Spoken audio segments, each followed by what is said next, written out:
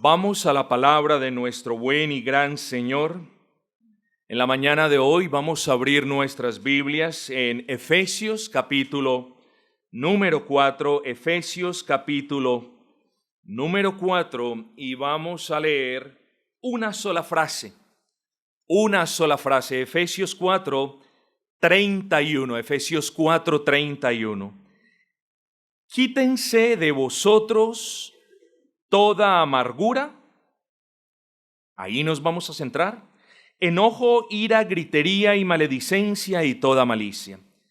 Quítense de vosotros toda amargura, y continúa hablando, pues está en plural, pero hoy nos vamos a centrar en el primer punto. Mis amados hermanos y queridos amigos, en ocasiones creemos que el pecado solo se manifiesta por medio de palabras. Cuando decimos alguna mala palabra, pequé. Creemos que el pecado solo se manifiesta por medio de pensamientos o de obras. Incluso, hermanos, cometemos todos, el error de pensar que podemos complacer a Dios en cualquier estado de ánimo, desde que no exista pecado del que nosotros nos podamos apercibir. En otras palabras, algunas veces nosotros los creyentes creemos que en nuestro estado de ánimo, cualquiera que éste sea, podemos agradar a Dios, incluso si no vemos aparentemente pecado en nosotros. Pero tal cuestión no es correcta, hermanos. Porque aún nuestro estado de ánimo debe honrar al Señor. Eso no quiere decir que Dios nos prohíba estar tristes en ocasiones o sentir algún tipo de angustia en ocasiones. Nosotros somos seres humanos. Nosotros aún no hemos sido glorificados. Ninguno de nosotros ha sido aún perfeccionado, al menos que yo sepa. Luego, mientras continuemos en este cuerpo de muerte, continuamos batallando con nuestros estados de ánimo, algunas veces volátiles. El punto es, hermanos, no caer en la trampa de creer que esté como yo esté, desde que no esté pecando, diciendo una mala palabra, teniendo un mal pensamiento o haciendo algo malo, que no importa el estado de ánimo.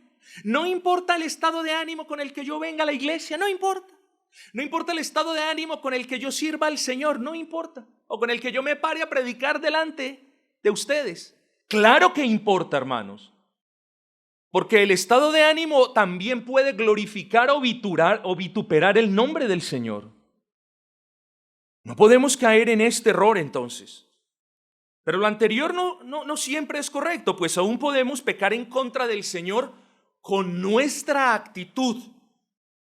Pues una actitud pecaminosa no es solo aquella que viola explícitamente uno de los mandamientos del Señor, sino que una actitud pecaminosa es toda aquella actitud que también puede estar cargada de resentimiento y de rencor.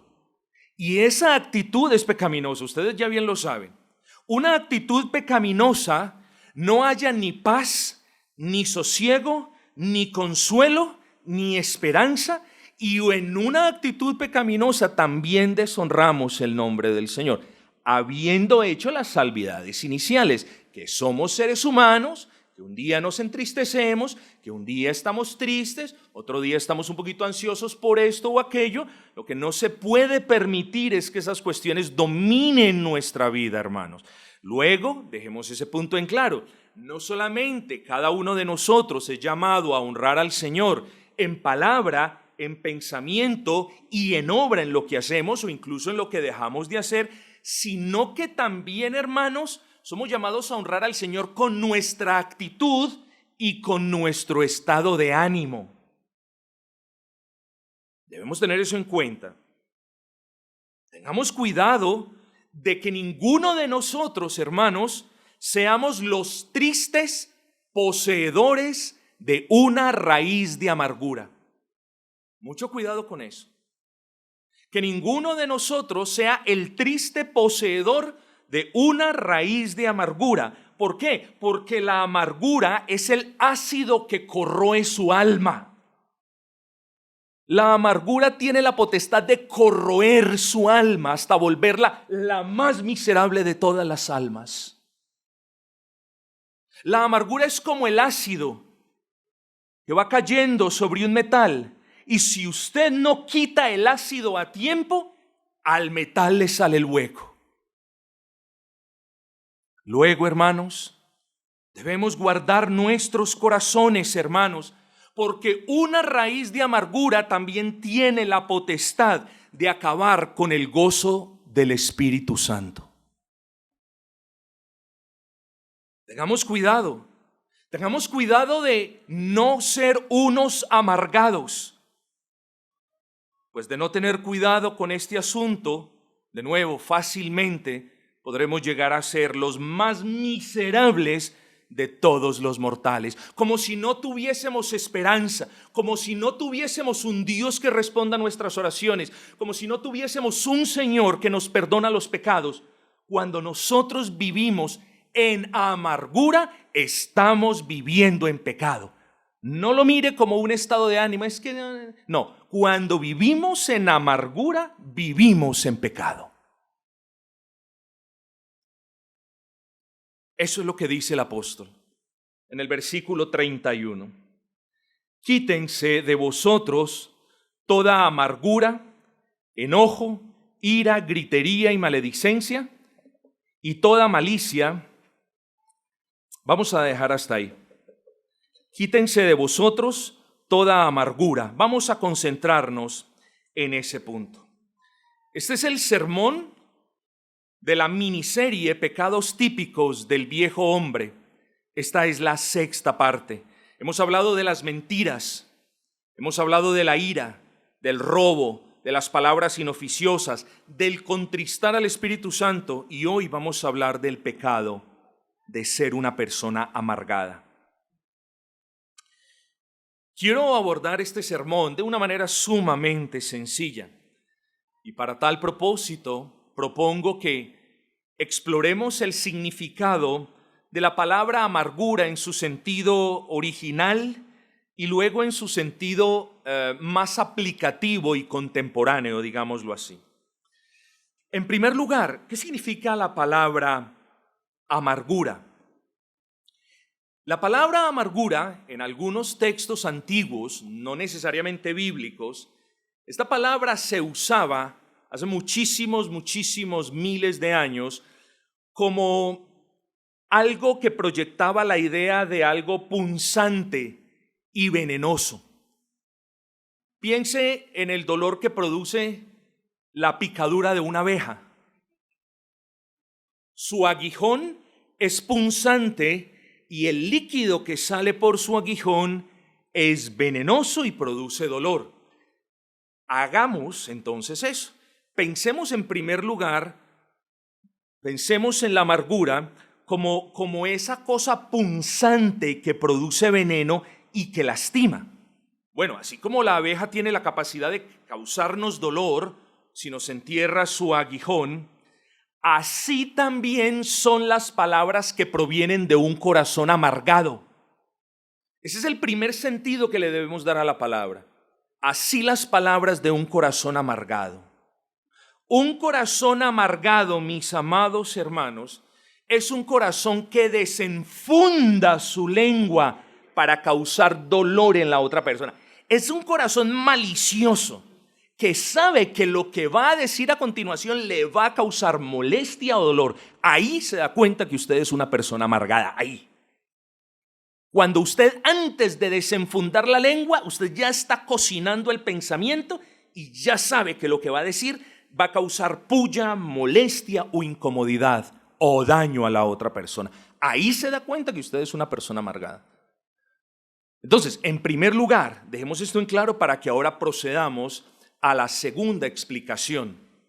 Entonces, en primer lugar, en su sentido más básico, eso es, pensemos en el aguijón de la abeja y en el veneno que produce. Ahí se mira la amargura. cuando usted dice palabras hirientes que enconan el alma de la otra persona, ahí se da cuenta que en el sentido más básico de la palabra usted está siendo alguien amargado. Porque el amargado, si algo le da felicidad al amargado, es que otros se sientan molestos con lo que usted dice. Si algo le produce placer a una persona amargada, es la dicha que siente de haberlo molestado o de haberle tirado la puya o de haberlo incomodado. Eso le produce placer al amargado. Pero el amargado tiene una gran destreza, como les dije, porque antes de clavar su espina, porque antes de clavar su aguijón ponzoñoso, él ya sabe que va a ser el mal, y lo peor es que no puede refrenar las palabras de su boca, las dice porque quiere causar dolor, porque la miseria de su alma no solamente la quiere sentir él, sino quiere que también otros la sientan. Y por eso la palabra nos advierte que el amargado no solamente se hace daño él, sino que le hace daño a todas las personas a su alrededor. De la misma manera como cuando un aguijón ponzoñoso se clava en un lugar, el dolor no solamente queda en ese lugar, da un dolor circundante alrededor del lugar. Así también son las palabras del amargado. Nótese que el apóstol Pablo, hermanos, exhorta a la iglesia de Éfeso a una serie de cuestiones que involucran la manera como hablamos. En el versículo 25, él les dice, hablen la verdad. En el versículo 29, el apóstol Pablo les dice que ninguna palabra corrompida salga de sus bocas. Y ahora, en el versículo 32, el apóstol Pablo le advierte a los hermanos de la mala costumbre de gritar. Quítense de vosotros toda amargura, enojo, ira, gritería, etc. Luego, en su sentido más básicos, la amargura es algo sumamente malo. De nuevo, no solamente para su vida, sino para la vida de aquellos a su alrededor a quienes les toca soportar la dureza, la aspereza y la rudeza de sus palabras, y además la mala actitud suya. Yo creo que aquí hay personas amargadas. La pregunta que yo hago es si usted bíblicamente es un amargado. Si usted es de aquellos que no encuentra paz en Dios, y como no tiene paz en Dios ni con Dios, también quiere que los demás alrededor tampoco la tengan. Hágase la pregunta. Mis hermanos, así no hemos aprendido de Cristo. Eso es lo que nos dice el versículo 20. Mas vosotros no habéis aprendido así a Cristo. Y nosotros aquí nos llamamos una iglesia cristiana, un conjunto de personas que creen en Cristo, que imitan a Cristo, que aman a Cristo. Luego, Cristo no nos ha enseñado a ser amargados. La pregunta es, ¿por qué hay una raíz de amargura en nuestros corazones? Bueno, ya lo vamos a ver a continuación. Pero así no hemos aprendido de Cristo, hermanos. Ni Cristo nos enseñó a ser amargados, ni en ninguna parte vemos que la amargura de corazón, que redunda a menudo en una manera de hablar tosca, burda y punzante, sea parte de una vida cristiana digna. Eso no lo podemos ver en la Escritura, mis amados hermanos. ¿Cómo vamos a honrar a Dios en medio de cualquier raíz de amargura, hermanos? Nos gozamos en aquel versículo de que, oh, Jehová cambió mi lamento en baile. ¿Y vivimos amargados? Alabamos a aquel que cambió nuestra aflicción en gozo. ¿Y vivimos amargados? Convivimos con el Espíritu Santo que nos da gozo. ¿Y vivimos amargados? Queridos hermanos, que el Señor nos guarde a nosotros mismos y a otros del daño que causa el ácido de la amargura del alma. Entonces, en su sentido más básico, recordemos, amargura tiene que ver con esa palabra ponzoñosa, con esa palabra hiriente, con la manera en la que se enfila o desenvaina la lengua para clavar, para hacer daño, para enconar, para molestar a otros. Pero a continuación quiero que contemplemos un segundo aspecto, uno en el que quizás nosotros estamos un poquito más familiares o con el que somos un poquito más familiares. Y es el aspecto un poquito más práctico. El aspecto práctico. El aspecto de amargura en términos de esa actitud. Recuerden, por eso hablábamos ahora de que no cualquier actitud honra a Dios. Pero podemos, hermanos, sin temor alguno, definir la amargura como esa actitud pecaminosa de un alma. Mire si esto lo describe a usted en toda humildad. Amargura es aquella actitud pecaminosa de un alma que está atada a las cadenas del resentimiento. La amargura es la actitud de una persona que aún está atada a las cadenas del resentimiento, a los grilletes del rencor y a su obstinación en rehusarse a la reconciliación. Así es una persona amargada. Una persona amargada es una persona prisionera de ella misma. Entienda esto. No es que el diablo me tiene atado con las raíces de amargura. No, usted quiere estar atado. Y ahorita más adelante les digo por qué la amargura es una enfermedad y un pecado autoinfligido. Es decir, usted lo causa y usted lo alimenta. Usted quiere vivir con la amargura. Este es un pecado muy particular. Quítense de vosotros toda amargura. Como podemos observar en este versículo, el quitar de nosotros toda amargura, tal y como lo acabamos de describir, como ese estado de prisión, de resentimiento, de oposición a la reconciliación. Pero es no solo algo que debemos hacer por orden de Dios, por medio del apóstol, sino que es algo que debemos apurarnos a hacer por el bien de nuestras almas. Hermanos, la palabra amargura tiene una connotación de una raíz que cuando entra en contacto con algo, ese algo se vuelve amargo. Como cuando nuestras abuelas hacen alguna bebida y entonces le echan una raíz, por ejemplo, de cilantro y ya el agua queda sabiendo de alguna manera el cilantro. Bueno, piense en la amargura como aquella o como aquel pecado que todo lo que toca lo pasa, lo impregna de amargura y de resentimientos, todo.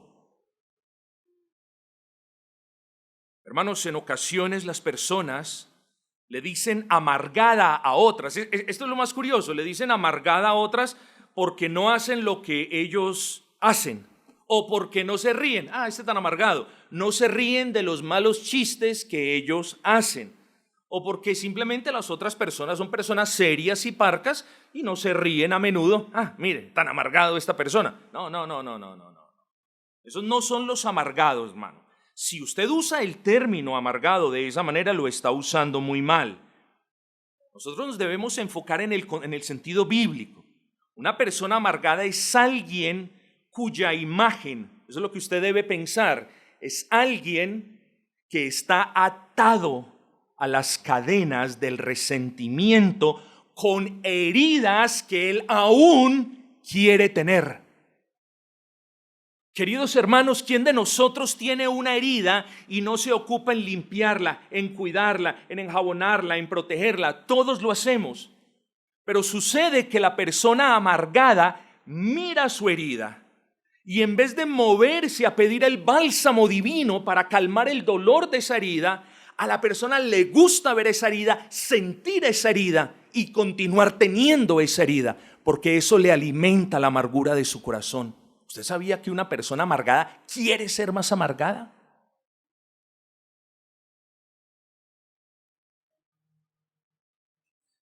El apóstol Pablo, inspirado por el Espíritu Santo, no puede pasar por alto la imposibilidad de que de la fuente de nuestros corazones brote agua dulce y agua amargo. Santiago lo deja en claro.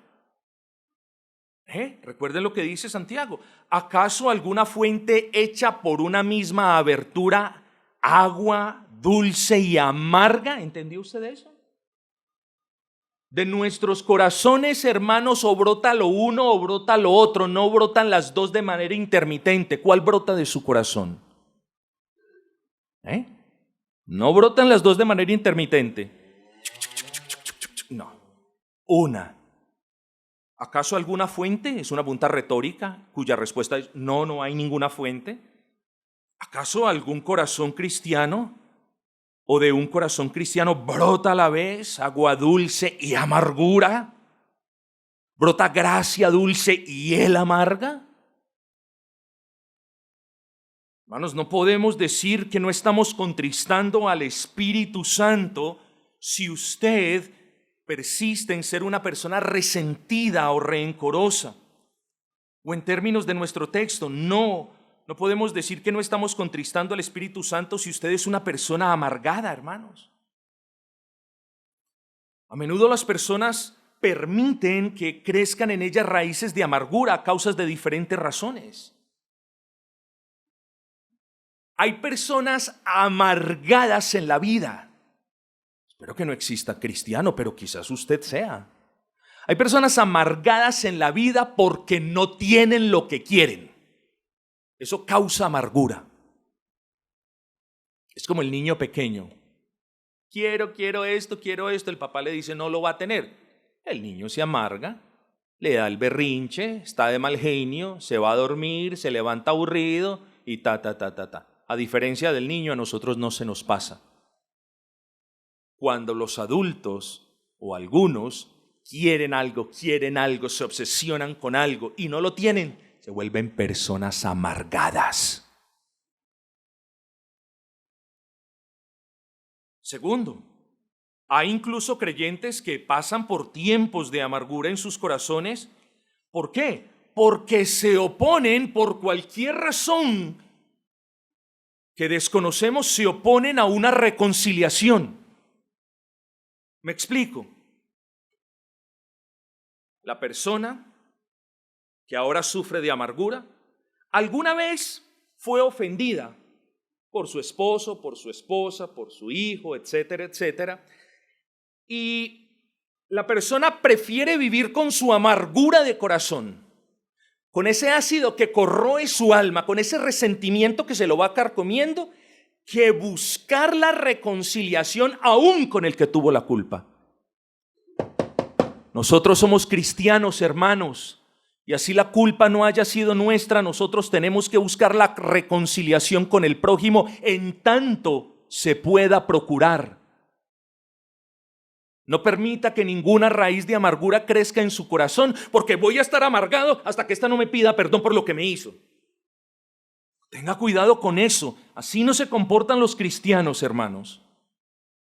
El cristiano debe buscar la reconciliación, porque el que no busca la reconciliación o el que se opone y rechaza esas aproximaciones a la reconciliación es un amargado.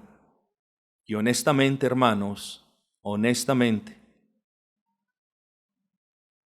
qué tristeza que algunos prefieran la amargura que el gozo dulce de una reconciliación. Tercer punto, casi en consecuencia de lo anterior. Hay personas cuyas vidas son sumamente amargadas porque están llenas de rencor a causa de ofensas que otros le causaron. Cuarto, hay creyentes tan amargados que ya ni siquiera pueden saborear las mieles del culto público de adoración ni las demás cosas que la iglesia hace en el día del Señor. Tengamos cuidado con esto. Imagínese usted, un cristiano que no disfrute congregándose, un cristiano que no disfrute sirviendo, un cristiano que no disfrute estando en comunión santa, que es una de las bendiciones que nos da el Señor en el día de reposo cristiano, un cristiano que no disfrute conviviendo con los demás hermanos, es un cristiano amargado. No lo vea de otra manera, hermano. No, que es que no. Ese es uno de los síntomas de la amargura del corazón. Cuando yo ya no me deleito en las mieles de la palabra, cuando yo no me deleito en la miel del servicio, cuando yo no me deleito en la dulce comunión entre los hermanos, eso, hermano, es algo por lo que usted o hermana debería arrepentirse y despojarse de toda raíz de amargura. Pero yo le pido que se haga y que nos haga un favor. Si después de haberlo llamado al arrepentimiento, si después de haberle pedido en el nombre de Cristo que se despoje de toda raíz de amargura, si después de haberle advertido que está perjudicando su vida, la vida de su casa y la vida de su iglesia, si después de haberle dicho que la amargura en su corazón es un ácido peligroso para su alma, si después de esto usted quiere, como sucede en muchos casos, continuar viviendo en amargura, hágase y háganos un favor.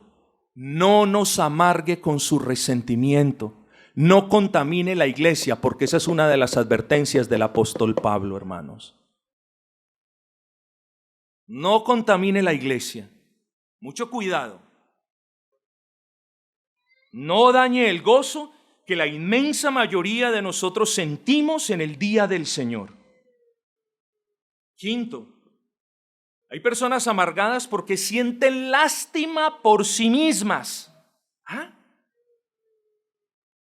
Estas son personas que, teniendo la posibilidad de ser consolados por el Espíritu de Dios, desean que otros los consuelen, que otros sirvan como paño de lágrimas, que el pastor los llame, les escriba, les visite, y cuando estas cosas no suceden, entro en un estado de conmiseración conmigo mismo, de dolor por mí mismo, y ahí comienza la raíz de amargura a dar sus frutos. No sienta lástima por usted. ¿Por qué va a sentir lástima por usted? No, usted tiene a Cristo. Él murió por usted si es que usted lo ha abrazado. ¿Por qué va a sentir lástima por usted? Lástima por aquellos que escuchan el Evangelio y no vienen a Cristo. Dolor por aquellos a quienes les predicas el Evangelio y no creen en Cristo. Pero un creyente no debería sentir lástima por sí mismo, hermanos. Luego, cuando sentimos lástima por nosotros mismos, entonces ahí encuentra la raíz de amargura, el abono propicio. Y nos enfocamos en nosotros mismos. Es que nadie me quiere, es que este me mira, este cambió su actitud para conmigo, es que esto, y empezamos nosotros, pobrecitos nosotros, la culpa es de los demás. No, cuidado con eso, hermanos. Tengamos cuidado con eso. Hermanos, hay creyentes amargados, en sexto lugar, en gran manera porque demandan justicia por las ofensas recibidas y se les olvida agradecer por la inmensa cantidad de ofensas que Dios les ha dado, les ha perdonado en el Señor Jesucristo. Eso causa amargura. No, yo quiero que esto se solucione. Es que el hermano me hizo esto, es que mi esposa me dijo esto, es que mi hijo me hizo esto. Y entonces comienza a haber amargura en sus vidas porque quieren justicia por el daño que ellos sufrieron, pero se les olvida la cantidad de perdón que ellos mismos han recibido del Omnipotente. Quítense de vosotros toda amargura, dice el apóstol Pablo. Hermanos, ¿cómo vamos a hacer eso? Bueno, esto quiere decir que con la ayuda y con el poder del Espíritu Santo es responsabilidad de usted y de este servidor, es responsabilidad de cada creyente despojarnos, quitarnos, desvestirnos, echar afuera, esa es la palabra en el original, toda raíz de amargura. Cualquier vestigio de raíz de amargura que usted deje en su corazón contamina su alma y afecta todo a su alrededor y lo convierte en una persona miserable. ¿Por qué no hemos de quitarnos esa raíz de amargura, mis hermanos? ¿Acaso no tenemos la gracia del Altísimo que fluye de lo alto?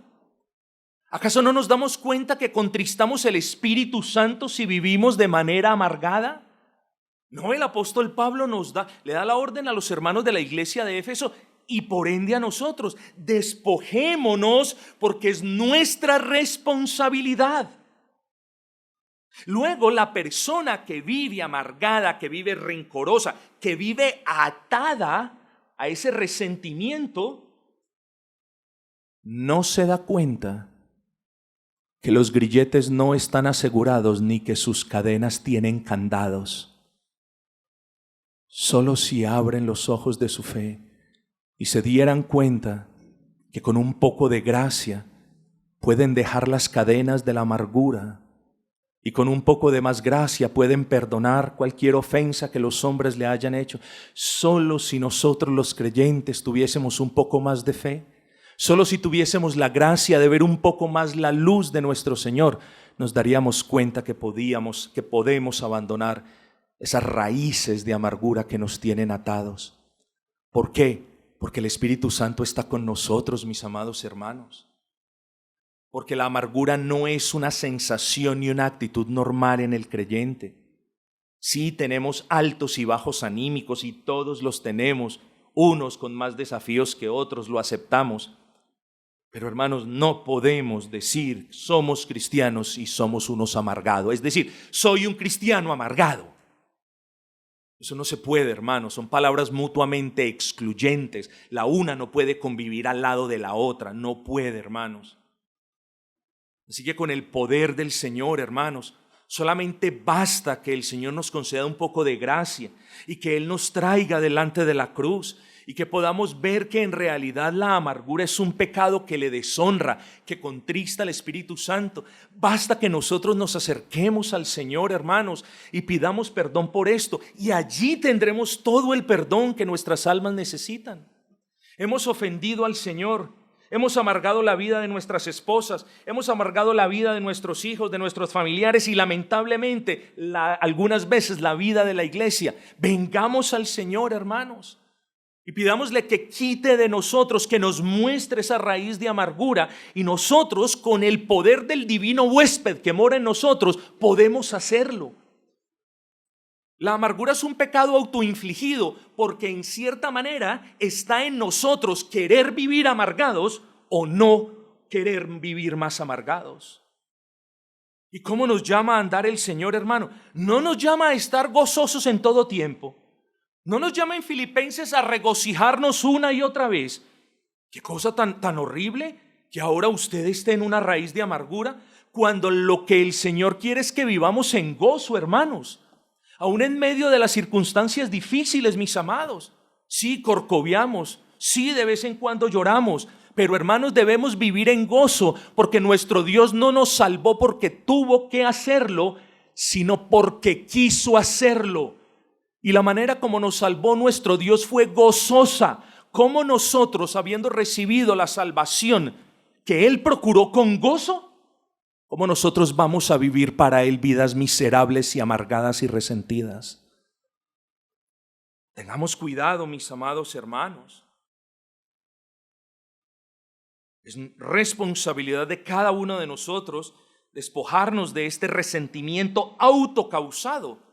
Y digo autoinfligido o autocausado porque la amargura proviene por lo general de alguien que quiere voluntariamente seguir pensando en la ofensa. Por lo general, una persona amargada es una persona que no ha perdonado. Siempre está pensando en la ofensa. Me hizo, me dijo, me quitó. Siempre piensa en la ofensa. Y claro, eso lo único que hace es traer más abono para que la raíz de amargura crezca en su alma. Es autoinfligido porque la amargura proviene de alguien que quiere seguir negando el perdón. Se le acerca a alguien, hermano, discúlpeme, amor, perdóname.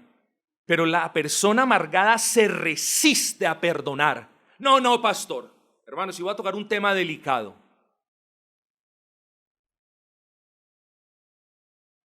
Si yo fuera gobernador, y gracias a Dios no lo soy, pero no sé qué pena yo pondría para las personas que abusan de mujeres, de niños y de lo demás. No sé qué haría. Confieso que no sé.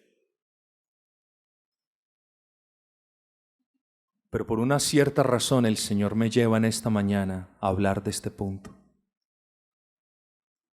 Sé que existen mujeres que han sido abusadas, cristianas que fueron abusadas de niñas, familiares que fueron abusados. Y sé que Dios ha traído a estas personas que fueron abusadas a Cristo y que hoy comparten esas bendiciones que solo hay en Cristo. Pero ustedes tienen que aprender a perdonar. Y no me imagino lo duro que esto pueda sonar, pero más grande que el daño que le hicieron a usted es la gracia de Cristo para con usted. No continúe más pensando en eso. Nuestro Dios es más grande que todo lo que le hicieron. Así que cerciórese que incluso por eso no exista raíz de amargura en usted. Pastor, usted no sabe lo que me hicieron. Me robaron en el trabajo, me copiaron la idea, me plagiaron esto. Hermanos, al que no le afecte eso, es un mentiroso. Pero escojamos, cuando nos acordemos de eso, escojamos pedirle al Señor gracia para nosotros, de pedirle justicia para nosotros, pero tengamos cuidado que no haya en nosotros raíces de amargura.